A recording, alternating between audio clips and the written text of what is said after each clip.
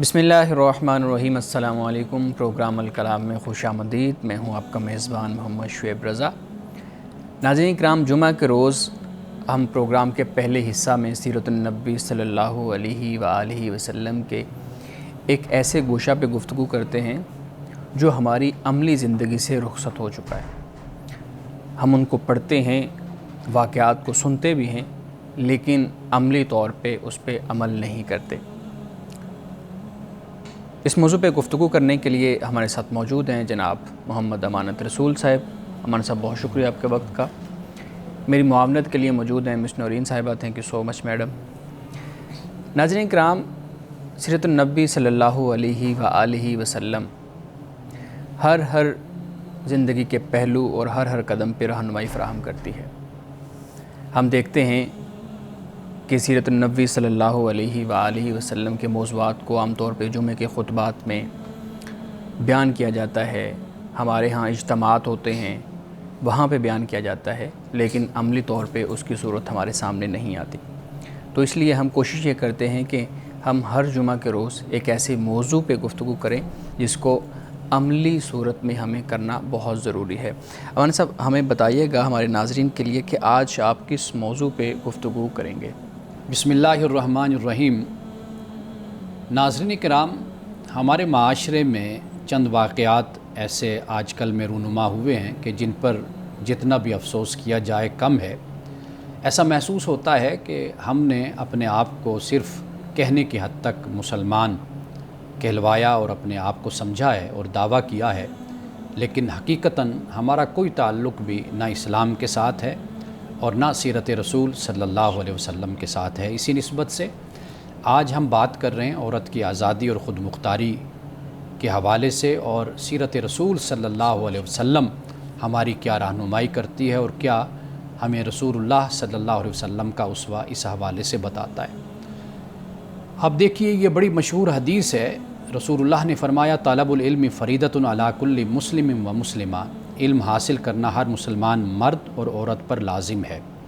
یعنی بنیادی تعلیم اور بنیادی علم ہر انسان کو حاصل کرنا، یہ اس کا بنیادی حق بن جاتا ہے۔ رسول اللہ نے اسی حق کو یہاں پر بیان فرمایا۔ اسی طرح رسول اللہ کی خدمت میں خواتین حاضر ہوئیں اور عرض کی، یا رسول اللہ صلی اللہ علیہ وسلم، ہمارے لیے بھی ایک دن اور ایک وقت مختص کیجئے کہ جب ہم آپ سے سوال کریں اور آپ ہمارے سوالوں کے جواب دیں اور آپ ہمیں تعلیم دیں۔ رسول اللہ نے ان کا یہ حق تسلیم کیا اور آپ نے ایک دن ان کے لیے خاص کر دیا۔ آپ نے ان کو یہ نہیں فرمایا کہ بھئی تم گھر میں رہتی ہو یا گھر کے کام کاج کرتی ہو، تم پر وہ لازم ہے، تمہیں کیا ضرورت ہے بھلا تعلیم کی، یا کیا ضرورت ہے تمہیں دین کی سمجھ کی، کہ تم نے تو گھر میں رہنا ہے، یہ تو مردوں کے لیے ہوتا ہے۔ لیکن رسول اللہ نے ان کے لیے دن مختص کیا اور ان کو باقاعدہ طور پر آپ نے تعلیم دی۔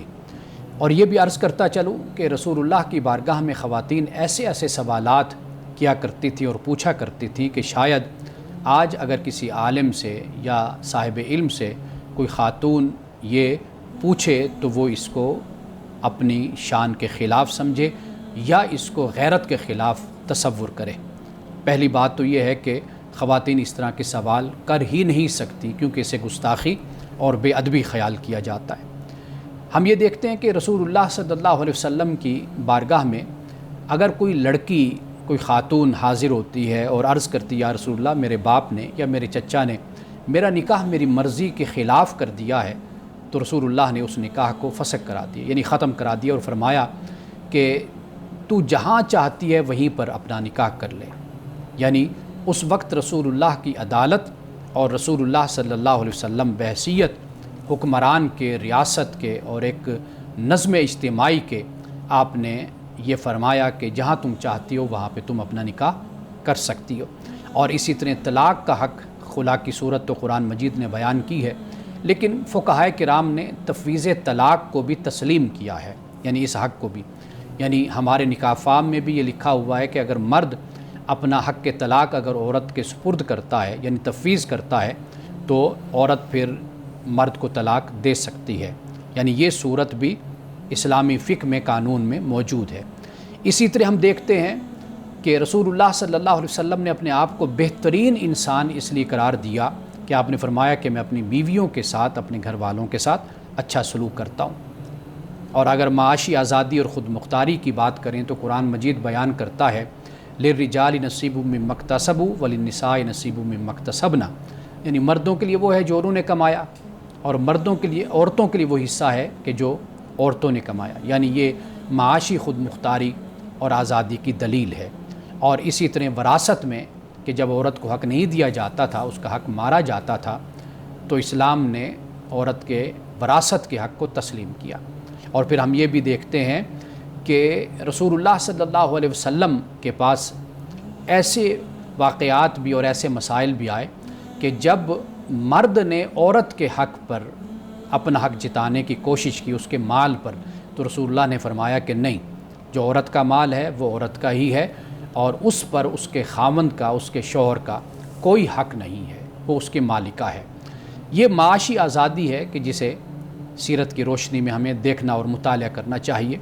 اور تجارت، محنت، اس کی بھی آزادی رسول اللہ صلی اللہ علیہ وسلم، حضرت عبداللہ ابن مسعود کی بیوی حضرت زینب یہ تجارت کرتی تھی، محنت کرتی تھی۔ رسول اللہ صلی اللہ علیہ وسلم نے اس کو پسند فرمایا کہ زینب کماتی ہے، محنت کرتی ہے، اور پھر اس میں سے صدقہ کرتی ہے۔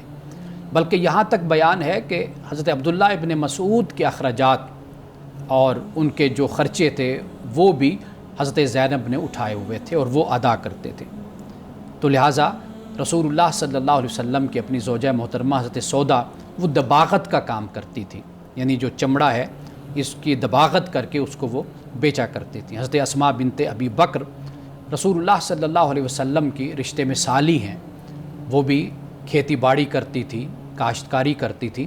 بلکہ ایک مرتبہ روایت میں یہ بھی آتا ہے کہ رسول اللہ صلی اللہ علیہ وسلم اپنی سواری پہ گزر رہے تھے تو حضرت اسماء بھی کھیت باڑی کر کے کھیتوں سے واپس آ رہی تھی، تو رسول اللہ نے فرمایا اسماء آ جاؤ میرے پیچھے بیٹھ جاؤ، تو وہ شرم کی وجہ سے، حیا کی وجہ سے نہ بیٹھی۔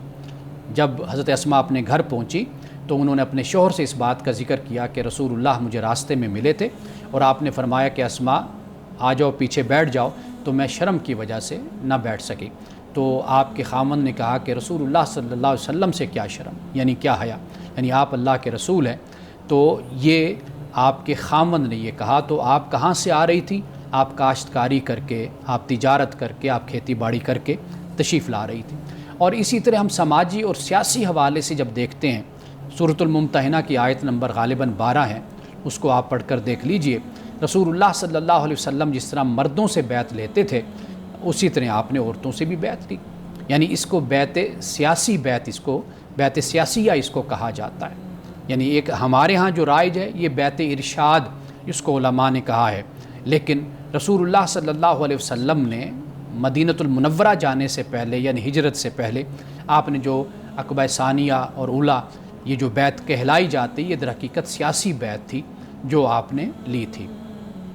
تو رسول اللہ صلی اللہ علیہ وسلم کے اس بیعت میں خواتین بھی شریک تھیں، یہ بھی یاد رکھیے، یعنی بیعت سیاسیہ میں۔ اور اسی طرح آپ دیکھیے کہ رسول اللہ صلی اللہ علیہ وسلم نے جو خواتین سے بیعت لی، اس بیعت میں یہ بات فرمائی کہ شرک نہیں کرنا، چوری نہیں کرنی، بدکاری نہیں کرنی، اولاد کا قتل نہیں کرنا، بہتان تراشی نہیں کرنی، اور جو امر بالمعروف یعنی جو معروف معاملات ہیں ان میں بھی نافرمانی نہیں کرنی۔ یہ وہی بعین ہی وہی نکات ہیں جو رسول اللہ صلی اللہ علیہ وسلم مردوں سے بھی بیعت لیا کرتے تھے۔ آپ ہمیشہ اپنی ازواج مطہرات سے سیاسی حوالے سے ہوں یا سماجی حوالے سے آپ مشورہ بھی لیا کرتے تھے۔ صلح حدیبیہ کے موقع پر کہ جب رسول اللہ صلی اللہ علیہ وسلم نے جب یہ معاہدہ ہو گیا تو صحابہ اکرام ایک غم کی کیفیت میں تھے۔ جب رسول اللہ نے ان سے فرمایا کہ اٹھ کر اب قربانی کرو اور احرام کھول دو، تو صحابہ غم کی وجہ سے اٹھے نہیں، بیٹھے رہے۔ تو آپ حضرت ام سلمہ کے پاس آئے اور آپ نے اس بات کا ذکر کیا، تو حضرت ام سلمہ نے آپ کو یہ مشورہ دیا کہ یا رسول اللہ آپ احرام کھولیے، آپ قربانی کیجئے، جب آپ کریں گے تو صحابہ آپ کو دیکھ کر کرنا شروع کر دیں گے۔ تو رسول اللہ نے حضرت ام سلمہ سے مشورہ کر کے اور پھر اس کے بعد آپ نے یہ عمل کیا۔ اور اسی طرح ہم جب قرآن مجید کا مطالعہ کرتے ہیں اور رسول اللہ صلی اللہ علیہ وسلم کی سیرت کا مطالعہ کرتے ہیں تو ہمیں یہ معلوم ہوتا ہے کہ روحانی اور دینی جو مقام ہے اس میں بھی اسلام نے مساوات کو قائم رکھا ہے۔ ایسا نہیں ہو سکتا کہ اگر ایک اچھا کام مرد کرے تو خدا کے ہاں اس کو زیادہ اجر ملے، عورت اچھا کام وہی اچھا کام کرے اور اس کو خدا کے ہاں اجر کم ملے۔ قرآن پاک نے اس بات کو واضح طور پر بیان کر دیا کہ لا اضیع عمل عامل منکم من ذکر او انثی، کہ اللہ پاک فرماتا ہے کہ میں تم میں سے کسی کے عمل کو، نیک عمل کو ضائع نہیں کرتا، خواہ وہ مرد کرے یا وہ خواہ عورت کرے۔ تو رسول اللہ صلی اللہ علیہ وسلم نے اس لیے فرمایا کہ انما النساء شقائق الرجال، کہ جو عورتیں ہیں یہ مردوں کی جنس سے ہیں، یعنی ان کی ہم جنس ہیں، یہ رسول اللہ صلی اللہ علیہ وسلم نے فرمایا۔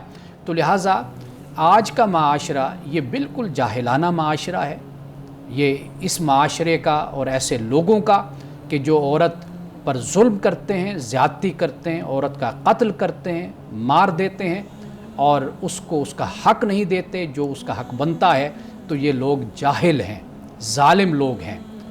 یہ اسلامی اور مسلم معاشرہ کبھی نہیں کہلا سکتا جب تک کہ یہاں پر وہی اسلامی اقدار اور ویلیوز کے مطابق ہم لوگ زندگی بسر نہ کریں۔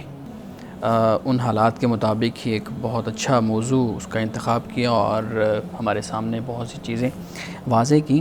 اس میں تو کوئی شک نہیں ہے کہ رسول اللہ صلی اللہ علیہ وآلہ وسلم کی سیرت سے ہمیں جو درس ملتا ہے عورت کی آزادی، خود مختاری، وہ بہت واضح ہے۔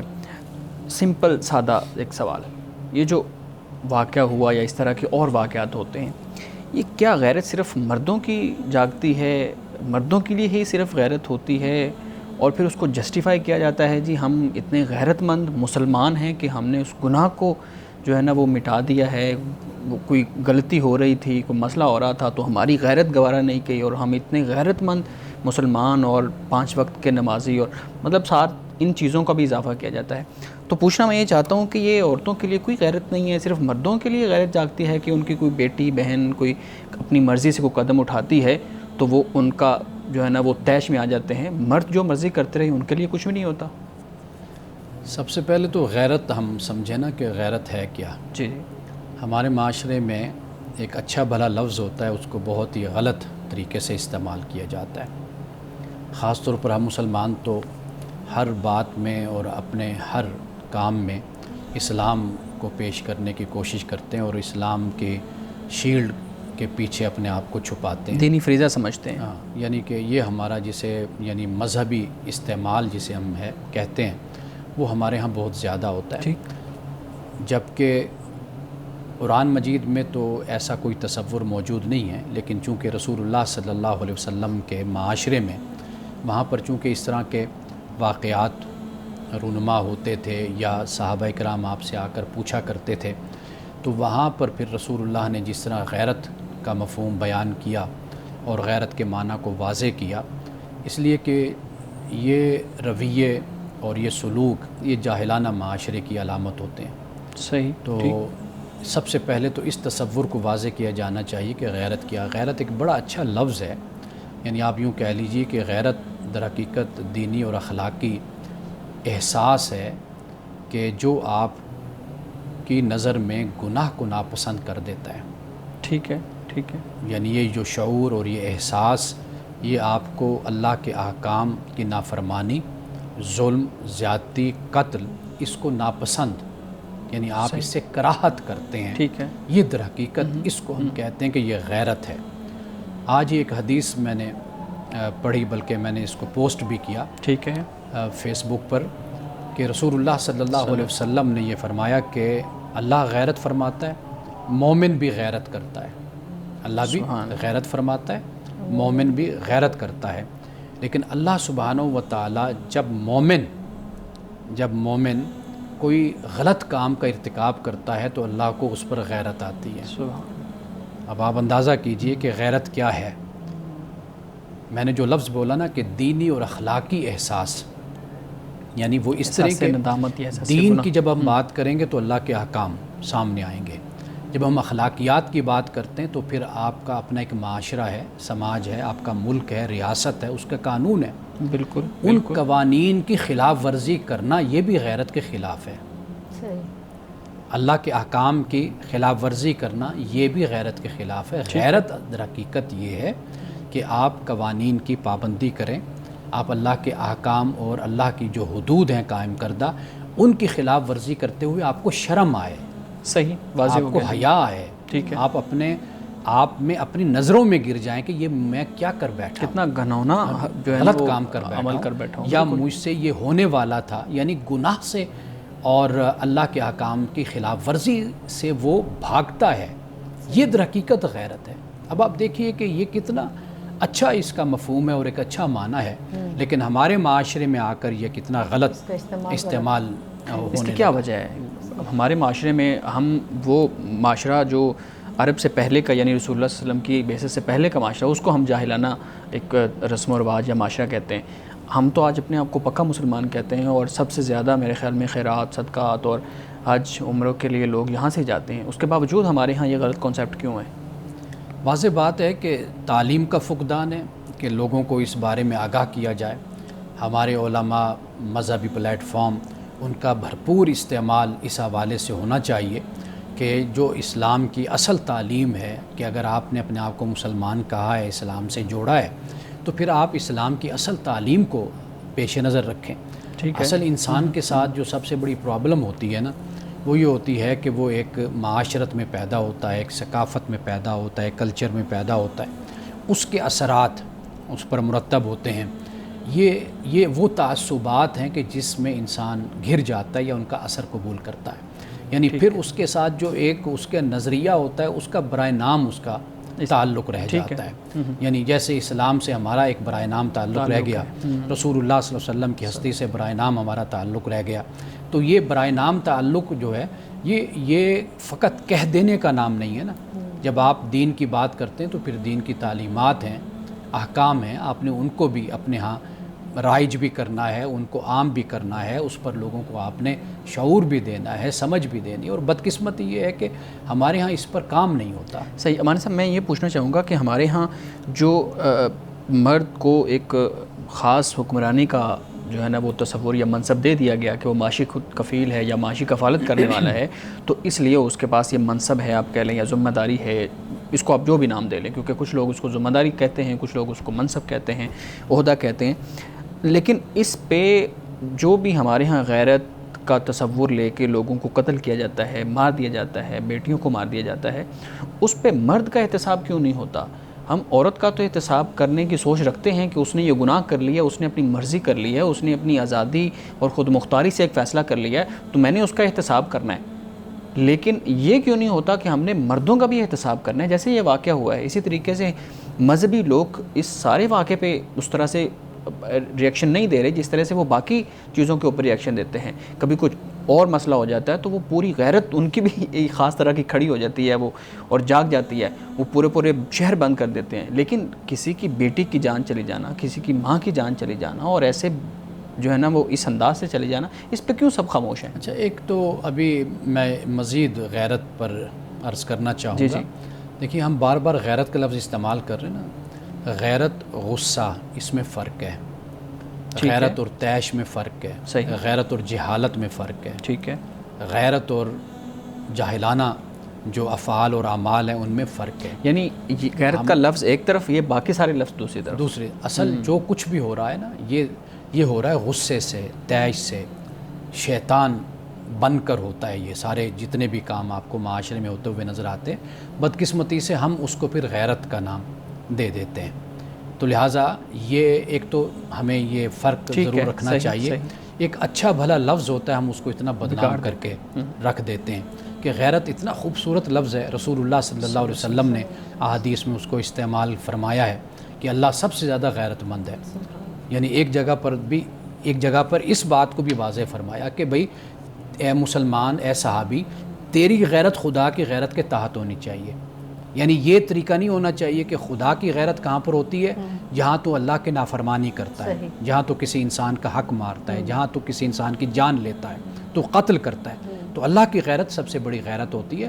تو لہٰذا یہ جو اپنی منمانی کرنا یا اپنے غم و غصہ کی بنیاد پر، طیش کی بنیاد پر، یا اپنی کوئی خاندانی روایات کی بنیاد پر، یا وہ اپنے جو ایک کلچر کی بنیاد پر کسی کے ساتھ ظلم اور زیادتی اور قتل کرنا، اس کو غیرت نہ کہو. یہ تو ظلم اور زیادتی ہے، یہ فساد فی الارض ہے. یہ ہاں جی، کئی دفعہ ایسے بھی ہوتا ہے نا، جیسے آپ نے اب یہ کتنا واضح اس کو ایلیبوریٹ کر کے بتایا کہ غیرت کا مطلب یہ نہیں ہے جو ہمارے یہاں استعمال ہو رہا ہے، یہ نہیں ہے. کیا ایک دو چیزیں پوچھوں گی کہ آپ کی جو رائے ہے، باقی علماء کی بھی یہ رائے اسی طرح ہے یا اس سے مختلف ہے ان کی رائے غیرت کے حوالے سے؟ جیسے کہ شعیب صاحب نے بھی کہا نا کہ اس پہ کوئی، میں باقی علماء کو اس حوالے سے نہیں جانتا. ہر کوئی اپنے اپنے پلیٹ فارم پہ آواز اٹھاتا ہے، بات کرتا ہے. بہت سے علماء ہیں جو اس پہ کام کرتے ہیں. یہ اصل ہمارا جو ہے نا موضوع نہیں ہے کہ بھئی ہم کسی کے بارے میں بات کریں.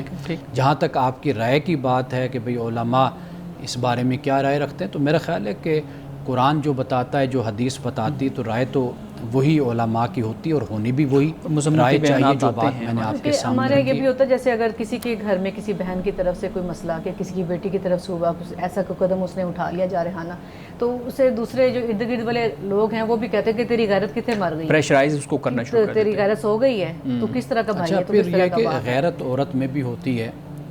مرد میں اگر غیرت ہے تو یہی جو معنی میں نے بیان کیا ہے، اسی طرح کا جذبہ عورت کے اندر بھی ہوتا ہے. وہ بھی مومنہ ہے، مسلمہ ہے. قرآن پاک نے جہاں پر مومن کا ذکر کیا وہاں پر مومنہ کا بھی ذکر کیا، مسلم کا ذکر کیا، مسلمہ کا بھی ذکر کیا. لیکن یہ جو تصور ہمارے ہاں جو ایک غصے کا اور طیش کا اور اپنی برتری کا تصور، کہ مرد یہ خیال کرتا ہے کہ میں عورت سے برتر ہوں، میں اس کی جان کا، اس کے مال کا، اس کی عزت و آبرو کا میں مالک ہوں. یہ جو ایک ہمارے ہاں جاہلانہ ایک تصور ہمارے ہاں ہے، اس طرح کا غصہ، اس طرح کا طیش یا بدلہ عورت کے اندر ہمارے معاشرے میں کیوں نہیں ہوتا؟ اس کی وجہ یہ ہے کہ وہ اپنے آپ کو مغلوب سمجھتی ہے، اپنے آپ کو وہ یہ سمجھتی ہے کہ میں ان کے سہارے پر ہوں، یہ مجھے سپورٹ کرتے ہیں، یہ میرا آسرا ہے.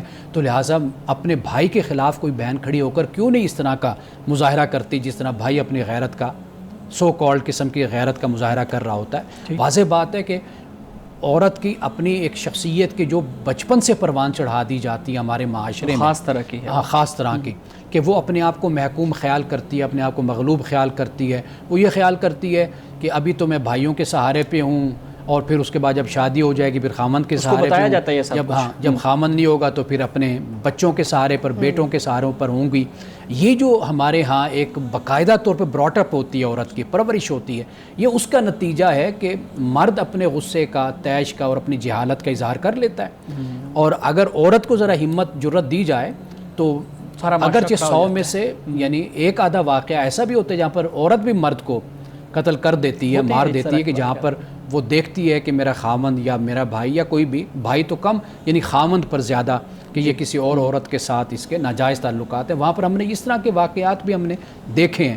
لیکن یہ اس کو غیرت سے جدا رکھیے، چاہے وہ عورت کے اندر ہے یہ طیش، یہ غصہ، یہ جہالت، یا مرد کے اندر ہے. تو اس کو اس سے غیرت ایک بڑا مطلب ایک اچھا جذبہ ہے، آپ کا احساس ہے کہ آپ دیکھیے کتنی بڑی دولت ہے کہ مجھے اس بات پر شرم آ جائے کہ میرا خدا مجھے یہ کہتا ہے اور میں کر یہ رہا ہوں. بالکل. یا مجھے اس پر شرم آ جائے کہ میں ایک سویلائزڈ سٹیزن ہوں، ایک معاشرے میں رہتا ہوں، ریاست میں پڑھا لکھا ہوں، پھر میں قانون کو توڑ رہا ہوں. میرے اندر یہ شرم پیدا ہو، تو یہ غیرت اگر ہے تو یہ تو بہت بڑی دولت ہے. صحیح کرنا چاہ رہے تھے. جی امان صاحب، ویسے تو آپ نے کافی ریفرنسز ایسے دے دیے ہیں کہ میرے جو ذہن میں سوالات اٹھ رہے تھے اس کو آپ نے کافی حد تک ٹچ کر دیا ہے. لیکن پھر بھی میں یہ چاہوں گی کہ اس پہ تھوڑی سی آپ وضاحت دیجئے کہ ہمارے ہاں جو غیرت کا استعمال آپ نے بڑی خوبصورت اللہ تعالیٰ کی مثالوں کے ساتھ واضح کر دیا کہ اللہ بھی غیرت کو پسند کرتا ہے. یہ سب ہمارے ہاں اس کا استعمال ہے منفی. ہم اس کو منفی سے مثبت جو ہے اس استعمال کو کیسے جو ہے پبلک میں عام کر سکتے ہیں اپنی اس سوچ کو، کیونکہ سوچ اور فکر ہی بنیادی جو ان سے حیثیت رکھتی ہے، ایک پلر کی حیثیت رکھتی ہے. لوگوں کی سوچ، جیسے کہ میں نے خود بھی آپ کو کہا کہ بھی لوگ کہتے ہیں غیرت کا تیرے گھر میں یہ معاملہ ہو گیا ہے. تو ہم ان کو اپنے معاشرے میں سوچ میں کیسے تبدیلی لا سکتے ہیں غیرت کے حوالے سے؟ دیکھیے، غیرت کا لفظ بدقسمتی سے ہمارے ہاں غصے کے معنی میں استعمال ہونے لگ گیا، یا طیش کے معنی میں. میں نے آپ کو بتایا کہ غیرت کا اصل مفہوم، اصل معنی کیا ہے. حدیث پاک میں جیسے رسول اللہ صلی اللہ علیہ وسلم نے فرمایا، اور آپ کے پاس اگر کوئی صحابی بھی آئے تو ان کو آپ نے کس طریقے سے یہ بات سمجھائی کہ اصل غیرت کیا ہے، اور یہ بھی بتایا کہ سب سے بڑا جو غیرت رکھنے والا ہے، فرمانے والا ہے، وہ خدا کی ذات ہے. ہمارے معاشرے میں یعنی غیرت کا لفظ پہلے تو میں نے اس کو اس لیے واضح کر دیا کہ ہم غصے کو، طیش کو، ان چیزوں کو غیرت کا لفظ دے دیتے ہیں، اور ہم اس کو تھوڑا سا جسے کہیں نا کہ ہم اس کو مقدس بنانے کی کوشش کرتے ہیں تاکہ میرا جو فعل ہے، جو عمل ہے، یہ جسٹیفائی ہو جائے، یعنی یہ مذہبی حوالے سے مذہبی حوالے سے ہو جائے، یا قانونی طور پر مجھے کوئی رعایت اس پر مل جائے کہ میں نے یہ قدم اٹھایا تو میری نیت اچھی تھی، میرا ارادہ اچھا تھا، اور میں معاشرے سے اس برائی کا خاتمہ کرنا چاہتا تھا، تو لہٰذا میں نے یہ قدم اٹھایا، تو مجھے اب کوئی کچھ نہ کہے، نہ معاشرہ کہے، نہ کوئی قانون مجھے کچھ کہے۔ اور آپ اس کا مظاہرہ اپنے معاشرے میں دیکھتے بھی رہتے ہیں، یعنی کہ لوگ اس کو اس طریقے سے کرتے ہیں تاکہ وہ کسی نہ کسی طریقے سے، بجائے اس کے کہ وہ سزا کے مستحق بنے، وہ ہیرو بن کر سامنے آنے کی کوشش کرتے ہیں، داد وصول کی جاتی، داد وصول کی جاتی، اور ایک مرتبہ اور ایک مقام ان کو حاصل ہوتا ہے، حالانکہ انہوں نے اتنا برا فعل سر انجام دیا کہ کسی انسان کی جان لے دی، کسی کو مار دیا۔ تو اس کی جو تربیت ہے نا، دیکھیے بہت کچھ ہے کہ جو بدلنے کی ضرورت ہے۔ وہ جیسے کہتے ہیں لمحوں نے خطا کی تھی، صدیوں نے سزا پائی۔ اب یہ آپ اگر مذہبی اپنا لٹریچر دیکھ لیجئے، نظام تعلیم دیکھ لیجئے، آپ نظام معاشرت دیکھ لیجئے، آپ جو بچوں کو لٹریچر پڑھنے کے لیے دے رہے ہیں اس کو دیکھ لیجئے، بہت کچھ ایسا ہے کہ جس کی اصلاح کی ضرورت ہے۔ یعنی مثال کے طور پر آپ یہ دیکھیے کہ ہمارے ہاں فقہ ہے، اور فقہ کا زمانہ کون سا ہے، آپ کتابیں اٹھا کر دیکھ لیجئے، یعنی قریبی زمانہ بھی اگر آپ دیکھیں گے تو وہ مغلیہ دور آپ کو نظر آئے گا، یعنی وہ کب مرتب کی گئی، کب مرتب کی گئی، مغلیہ دور آپ کو نظر آئے گا۔ اس سے پہلے آپ دیکھ لیجئے آج کی دنیا کو، آپ دیکھ لیجئے کہ کتنی معاشرت بدل گئی، سیاست بدل گئی، تجارت بدل گئی، ہر چیز بدل گئی، لیکن ابھی تک ہمارا جو نظام تعلیم ہے وہ ہمیں کیا پڑھا رہا ہے؟ آپ یہ دیکھ لیجئے، آپ سکول کو اگر دیکھ لیجئے کہ وہاں پر کیا تعلیم دی جاتی ہے۔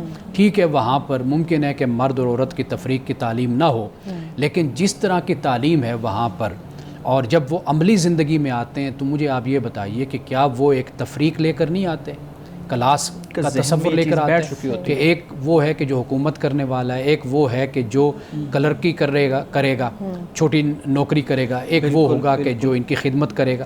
یعنی کہ یہ جو ہمارے ہاں کلاسز پیدا ہو جاتی، تفریقات ہوتی ہیں، یہ بھی تو ظلم اور زیادتی کا باعث بنتی ہے نا۔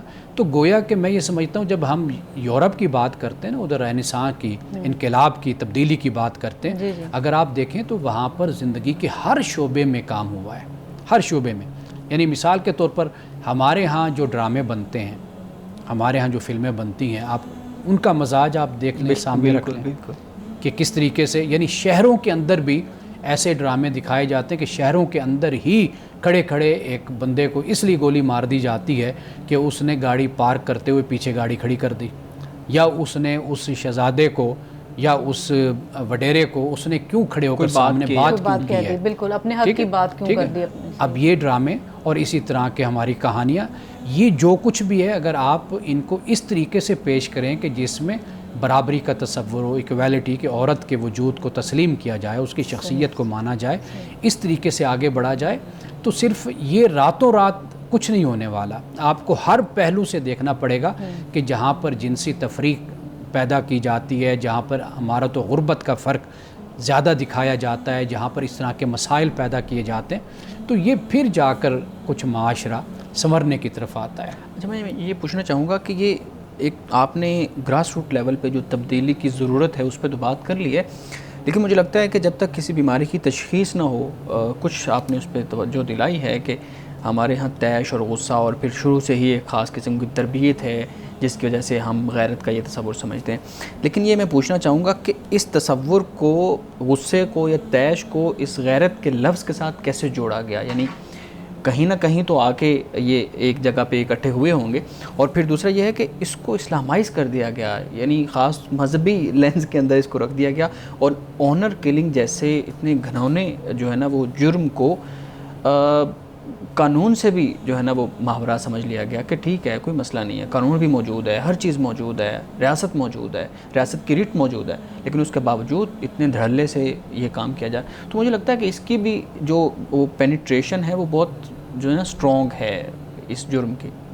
اس کا پس منظر اگر آپ دیکھیں نا، آپ کو وہ معاشرے نظر آئیں گے کہ جو ایک جاگیردارانہ معاشرے تھے، ٹھیک، یعنی ایسے معاشرے کے جہاں پر کوئی ریاست کا تصور نہیں تھا، وہاں پر تصور تھا ایک شخص کا کہ جس کے ہاتھ میں سب کچھ تھا، اور یعنی جس کا پورا معاشرے کے اور زمین کے جو وسائل ہیں، ذرائع ہیں، ان پر مکمل اس کا ہولڈ تھا، اس کی گرپ تھی، اور وہ اس کی ملکیت میں سب کچھ تھا۔ اور خاص طور پر یعنی جو یہ جاگیردارانہ کلچر ہے، زراعتی کلچر، اس میں آپ کو یہ چیزیں زیادہ نظر آئیں گی۔ زرعی نظام یعنی جاگیردارانہ نظام ہم اس کو کہتے ہیں، اس میں یہ چیزیں آپ کو زیادہ نظر آئیں گی۔ تو لیکن اب دنیا کا جب یہ طریقہ بدل گیا کہ ریاستیں وجود میں آئیں، اسٹیٹ وجود میں آئیں، اور باقاعدہ طور پر وہاں پر عدالتیں ہیں، وہاں پر قانون ہیں، وہاں پر شہری حقوق ہیں، مرد اور عورت کے حقوق ہیں، جیسے ہم مغرب کو دیکھتے ہیں۔ لیکن چونکہ جن معاشروں میں یہ کلچر رہا، وہ معاشرے بدقسمتی سے ابھی تک وہ اسی ہی کلچر میں رہے۔ آپ اگر انڈیا کا مطالعہ کریں، آپ دیکھیں انہوں نے جیسے آزاد ہوئے اس کے بعد انہوں نے جاگیردارانہ نظام کا خاتمہ کیا، بالکل، لیکن ہمارے ہاں آپ دیکھیں گے تو یہ آپ کو ابھی تک نظر آئے گا۔ اور بدقسمتی یہ ہے کہ اس کو مذہب کی سپورٹ بھی پھر اس کو دی جاتی ہے، فقہ کی سپورٹ دی جاتی ہے، کہ جس کی بنیاد پر کہا جاتا ہے کہ یہ نظام اسلام اس کے خلاف نہیں ہے، یہ چلتا رہنا چاہیے، پروٹیکشن دے دیتے ہیں ہاں، اس کو۔ لیکن وہاں پر انڈیا میں اس کو ختم کر دیا گیا، ابتدا سے ہی بالکل ختم ہو گیا۔ اب یہی لوگ جو ہیں جو اس طرح کا بیک گراؤنڈ پس منظر رکھتے ہیں، یہ چونکہ وڈیرے ہیں، یہ سیاست میں بھی آئیں گے، یہ ہر طرح کے طریقے سے معاشرے میں شامل ہوتے ہیں، ان کا پھر اثر رسوخ بھی ہوتا ہے۔ آپ دیکھ لیجئے کہ اپنے علاقوں میں آج بھی ان کا کلچر وہی ہوگا، ایسے ہی خواہ ان کے بچے بڑے چھوٹے خواہ یورپ سے پڑھ کر آ گئے، وہ اس لیے پڑھ کر آتے ہیں کہ انہوں نے یہاں پر سرداری کرنی ہوتی ہے، حکمرانی کرنی ہوتی ہے، وہ اس مقصد کے لیے آتے ہیں۔ تو گویا کہ ہمارا کلچر نہیں بدل سکا، صحیح۔ اور یہ جو الفاظ غیرت کے نام پہ قتل وغیرہ، یہ آپ کسی ریاست میں آپ اس کا تصور کر سکتے ہیں؟ اس ریاست میں، اس ملک میں جہاں پر عدالتیں بھی موجود ہوں، قانون موجود ہے، جہاں پر کالج یونیورسٹیز تعلیم دی جا رہی ہو، جہاں پر عدالتیں موجود ہوں، پارلیمنٹ موجود ہو، جہاں پر انسان کو آزادی ہو، اور پھر اس کے باوجود ان باتوں کا کہاں تصور رہ جاتا ہے کہ اگر کوئی لڑکی یا کوئی لڑکا اس طرح کا قدم اٹھاتے ہیں، بے شک ہم اس پر نہیں بات کر رہے، وہ ناجائز ہوگا،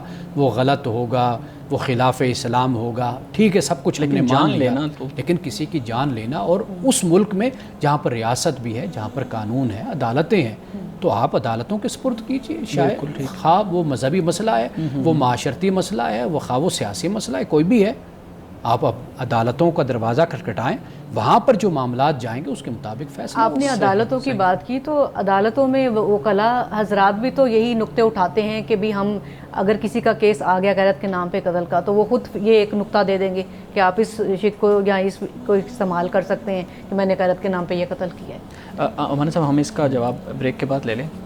ہم اصل ایک بڑے مسئلے پر بات کر رہے ہیں، وہ یہ ہے کہ عدالت کا نظام بگڑا ہوا ہے، وکلاء سے شکایتیں ہو سکتی ہیں، ججز سے شکایتیں ہو سکتی ہیں، لیکن یہ سب شکایتیں اپنی جگہ پر، نظام کی کمزوری اپنی جگہ پر، لیکن اس کا اختیار پھر بھی کسی کو حاصل نہیں ہے کہ وہ ریاست کے اندر ریاست قائم کر کے بیٹھ جائے۔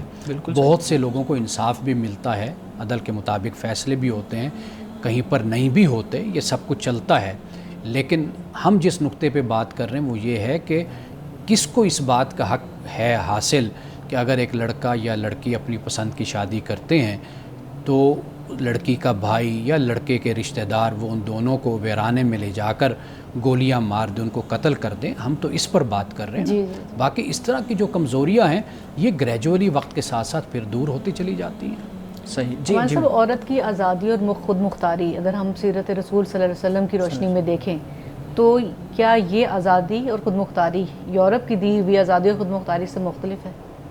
دیکھیے، یورپ کے اپنی اقدار، اپنی ویلیوز ہیں، بہت سی جگہوں پر ہم دیکھتے ہیں کہ مشترکہ ہیں معاملات، یعنی واضح بات ہے کہ انسانی زندگی کے مسائل ہیں، ادھر بھی مسائل پیدا ہوئے۔ میں فیمنزم کی تحریک کو پڑھ رہا تھا، مطالعہ کر رہا تھا کہ میں نے کہا دیکھوں ذرا تھورولی اس کو میں پڑھوں۔ اب اس کا آغاز کہاں سے ہوتا ہے؟ وہ یہی ہے کہ عورت کا استحصال ہو رہا تھا، بالکل، یعنی آپ فرانس میں پارلیمنٹ نے عورت کو صرف یہ حق دیا کہ بنیادی تعلیم تھوڑی بہت وہ حاصل کر سکتی ہے، بس یہ۔ اب اس کے خلاف آواز اٹھی، ایک صاحب نے، فلاسفر تھے یا دانشور تھے، انہوں نے آواز اٹھائی کہ بھئی عورت کو صرف یہ حق نہیں ملنا چاہیے، یعنی وہ اعلیٰ تعلیم بھی حاصل کرے، صرف اعلیٰ تعلیم مردوں کا حق تو نہیں ہے، عورتیں بھی حاصل کریں۔ تو جہاں پر استحصال ہوتا ہے، ایکسپلوئٹیشن ہوتی ہے، وہاں پر پھر یہ آوازیں اٹھتی ہیں جو حق پرست ہوتی ہیں، جو عدل اور انصاف کا تقاضا کرتی ہیں۔ باقی یورپ کی ان تحریکوں میں بہت سی خرابیاں وہ بھی نظر آتی ہیں، ہماری اپنی اقدار ہیں، ویلیوز ہیں، ہمارا مذہب ہے، اسلام ہے، ہم اس کی روشنی میں ہر چیز کا جائزہ لیتے ہیں۔ لیکن میں آپ کو ایک بات عرض کر دوں کہ میرے مطالعے سے یہ بات مجھے سمجھ آتی ہے کہ جو جذباتی لوگ ہوتے ہیں نا، وہ ہائی جیک کر جاتے ہیں چیزوں کو اور اس کی شکل کو بگاڑ کر رکھ دیتے ہیں۔ یعنی جب ہم مذہب کی بات کریں گے، مذہب کو اپنے جذبات کے مطابق، اپنے مفاد کے مطابق استعمال کرنے والے اس طرح استعمال کرتے ہیں کہ ساری بدنامی مذہب کے حصے میں آ جاتی ہے اور جو نیک نامی یا پیسہ یا دولت وہ ان کے حصے میں آ جاتا ہے۔ اسی طرح میں نے دیکھا کہ یورپ کے حوالے سے بھی، یعنی فیمنزم کی تحریک کو میں دیکھ رہا تھا کہ جب اس کا آغاز ہوا اور اس کے مختلف ویوز وہ بیان کرتے ہیں، اس میں ہم دیکھتے ہیں کہ وہ عورتوں کے حق کے لیے، یعنی جہاں استحصال ہو رہا تھا اس کے لیے انہوں نے آواز اٹھائی اور گریجولی وہ آگے بڑھے۔ لیکن جب ہم عملی طور پر لوگوں کا رویہ دیکھتے ہیں، جیسے ہمارے یہاں عورت مارچ ہوا، تو بالکل یہ جو نعرے ہیں یہ کبھی بھی فیمنزم کا حصہ نہیں رہے، کبھی بھی یہ چیز ہے، یہ صرف جذباتی لوگ اور ایسے لوگ کہ جو جسے ہم کہتے ہیں نا کہ نادان دوست جیسے ہوتے ہیں نا، یہ اس طرح کے لوگ ہوتے ہیں کہ جو اصل مقصد کو ہی بالکل خراب کر کے رکھ دیتے ہیں، بالکل اس کی شکل بگاڑ کے رکھ دیتے ہیں۔ ٹھیک ہے، لیکن مولانا صاحب ایک اور چیز بھی تو ہے نا، ہمارے ہاں یہ تصور کیا جاتا ہے کہ عورت کی خود مختاری یا آزادی، جب بھی ہم ان 2-3-4 لفظوں کو اس طرح سے سنتے ہیں تو ہمارا سماج جو ہے نا وہ اس کو خطرہ سمجھنا شروع کر دیتا ہے۔ لوگ کہتے ہیں کہ یہ سماج کے لیے خطرناک ثابت ہو جائے گا، پھر اس طرح کی مائیں کیسے پیدا ہوں گی جس طرح کی پرورش ہماری ماؤں نے کی ہے، پھر اس طرح کی بہنیں کیسے پیدا ہوں گی، پھر اس طرح کی بیٹیاں کیسے پیدا ہوں گی، تو اس کو خطرہ سمجھ لیا جاتا ہے۔ تو آپ مجھے بتائیے گا کہ یہ مسئلہ کیوں ہے ہمارے ہاں کہ ہم جب بھی آزادی اور خود مختاری کی بات کرتے ہیں تو اس کو سماج کے لیے خطرہ محسوس کر لیتے ہیں؟ آج تک جو پیدا ہو چکے ہیں، جی، وہ مرد ہیں یا عورتیں، انہوں نے کیا کارنامے سر انجام دیے ہیں اس معاشرے میں؟ بالکل، معاشرہ تو ویسے ہی اسی طرح اقبال کا بڑا خوبصورت شعر ہے کہ آئین نو سے ڈرنا، طرز کہن پہ اڑنا، منزل یہی کٹھن ہے قوموں کی زندگی میں۔ اصل مسئلہ سارا یہی ہوتا ہے، کوئی نئی چیز آئے گی تو لوگ گھبراتے ہیں، پریشان ہوتے ہیں، لیکن سمجھدار لوگ جو ہوتے ہیں وہ ان کا طریقہ یہی ہوتا ہے کہ تبدیلیوں کو وہ ویلکم کہتے ہیں، صحیح، اور اور اس کے مطابق پھر وہ مثبت جو اس کے اثرات اور نتائج ہیں وہ حاصل کرتے ہیں۔ جب قوم یہ رویہ اختیار کرے گی تو انشاءاللہ جو بھی جدت پیدا ہوگی، جو جدید زمانہ ہے، وقت ہے، تو اس سے بھی خیر برآمد ہوگی۔ مولانا صاحب حدیث مبارکہ بیان کیجیے گا۔ رسول اللہ صلی اللہ علیہ وسلم کی خدمت میں ایک عورت حاضر ہوتی ہے، عرض کرتی یا رسول اللہ صلی اللہ علیہ وسلم، میرا مال ہے اور میرا شوہر اسے لینا چاہتا ہے، تو آپ نے فرمایا کہ تمہارا مال تمہارا ہی ہے۔ یہ سنن نسائی کی حدیث ہے اور حدیث نمبر ہے 3957۔ ناظرین کرام، اس دعا کے ساتھ اپنے پروگرام کا اختتام کریں گے۔ اللہ رب العزت حسن کلام اور تاثیر کلام عطا فرمائے، ہماری زبان کے گروں کو کھول دے اور سننے والوں تک خیر کا پیغام پہنچے۔ اجازت دیجیے، خدا حافظ۔